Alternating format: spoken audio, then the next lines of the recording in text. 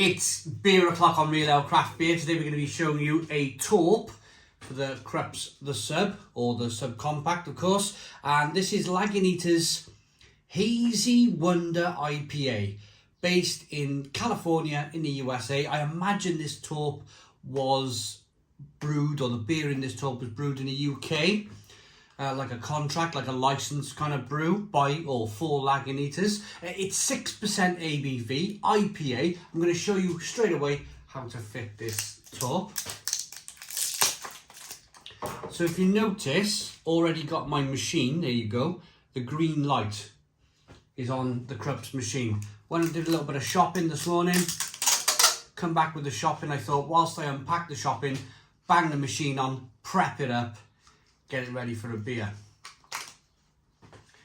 Took a little bit of getting used to this machine, but once you get used to it, once you kind of work out the little kinks that this machine has, it's a brilliant little machine, it really is. So if you just notice then, each lid of the Torp comes with its own beer line. No infection, no cleaning beer lines. Once you finish with the Torp, this stays in the end. You just dispose of it, you know, recycle the damn thing if you want, and yeah, job done. Absolutely job done. There's not much kind of fiddling or messing around at all. It's really simple. So grab the end, the little plug thing, push it in firmly into the end of the Torp. That's basically it. What I've noticed with my machine, I've had my machine now just over 2 years. And my door is starting to become a little bit difficult to open. I don't know if the plastic's getting brittle, but have a look at this.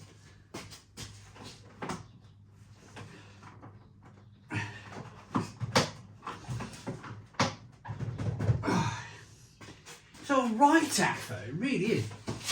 I don't know how many more times I'm going to be able to do that. This come flying off, I caught it in mid-air, so the tap is here. So you remove your tap, grab hold of the keg,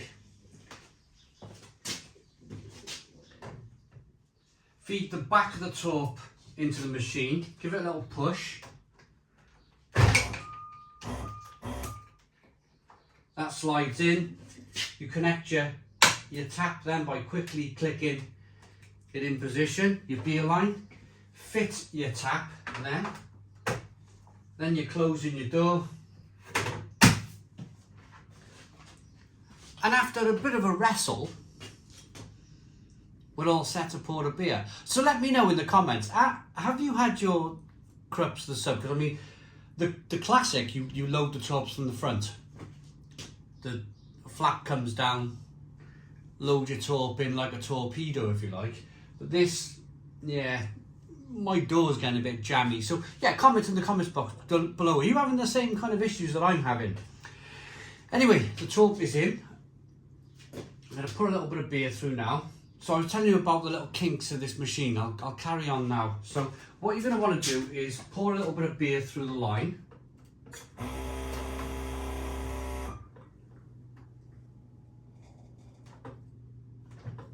Like so. So you've prepped your machine, you've got the green light on. I've cooled the Torp down for 24 hours, getting it down to that ideal 3 degrees that the Torp likes it kind of poured at before the light goes green.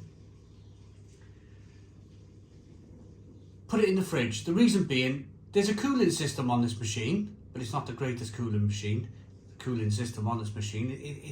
It's a £100 beer machine. Don't ask it to cool down from room temperature down to 3 degrees in like an hour or two. It's going to take hours and hours and hours to cool your Torp down. Just take the work away and put it in your fridge. So that bit's done. You've got your green light still. When you're pouring the beer through the line, you're reducing the distance the beer has to travel for it to get into your glass. So pour a little bit of beer through the line. Wet your glass. And then pour your beer.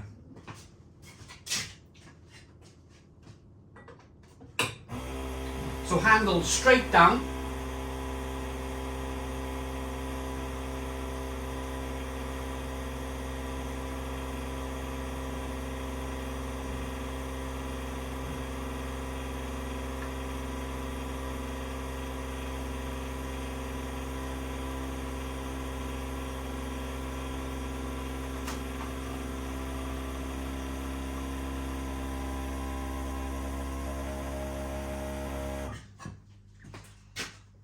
handle straight down, nice and quick, get the beer flowing, and you end up with a nice glass of beer like this. I mean, let's be frank here.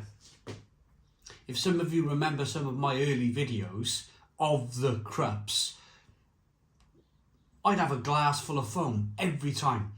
And it was only ironing out these little kinks that this machine becomes brilliant. Once you get used to it, once you get over these little slight kind of, it's a £99 beer machine. Once you get over the little kinks, you can pour the perfect beer every time. We've got a 1 finger white head. Hazy, this kind of reminds me of the Voodoo Ranger, where the beer, it looks oxidised. This should be really golden in colour, but it's brown. It's brown. It looks like it's gone dull. And when we, in the industry, when we talk about oxidisation in the beer, what happens is, whether the beer is slightly old or there's some air got to the beer, but this has gone from a golden colour to a rather brown colour. And the Voodoo Ranger was brewed by, it'll come to me in a minute. It'll come to me. 4Pure Brewing Company. I'm wondering if this has been contract brewed at 4Pure Brewing Company as well. Not pointing any fingers though. Let's get the aroma.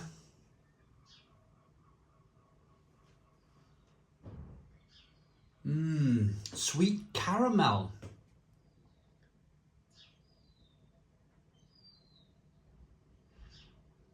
I'd imagine if at this stage, if anybody was watching this video from Lagunitas, they'd be kind of scratching their heads, wondering what's going on here. They're a California-based company brewing great beer, and this beer is being contract brewed in the UK, and it's not looking good or smelling great at the moment.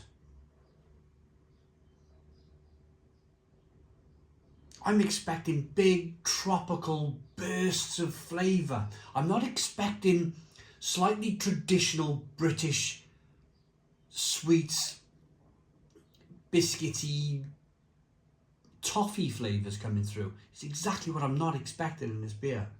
But that's what I'm getting. It is slightly tropical, but sort of like a candied tropical aroma. Let's dive in. Cheers, everybody.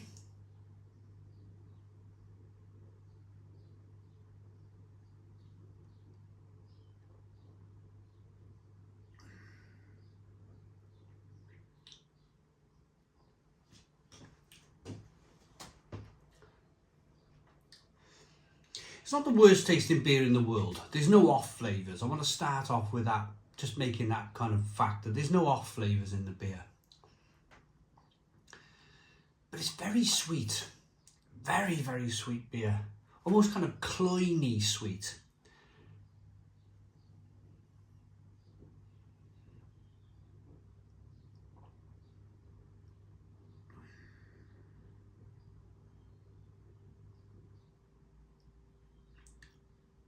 A little bit of bitterness on the back end.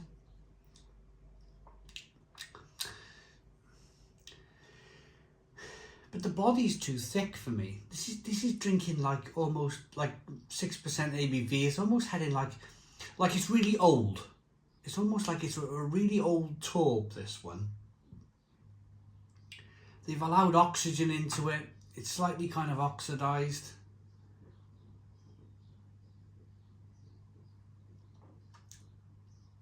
It's lost all of its brightness in terms of the look and the taste.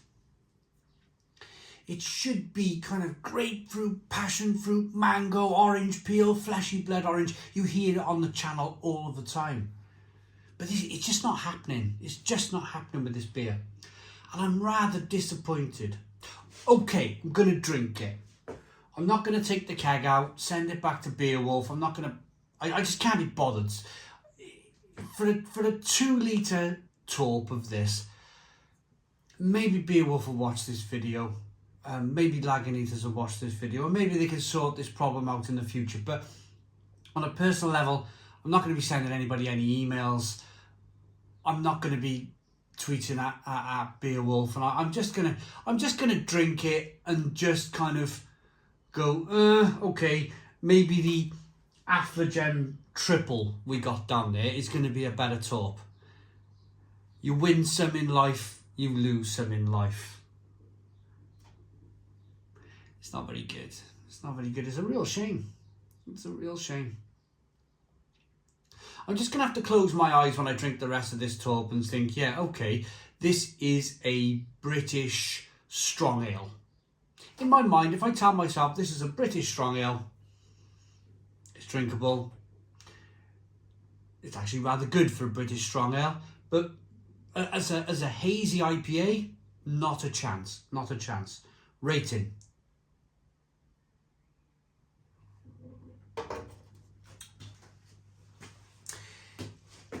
Very, very toffee, kind of over toffee-like flavours coming through on this. It's a bit of a mess. It's a bit of a mess. It's a 3 out of 10. 3 out of 10 from Real Ale Craft Beer. Please put your comments in the comments box. Subscribe to our daily beer and food reviews. Give us a big fat thumbs up. Boom! Cheers.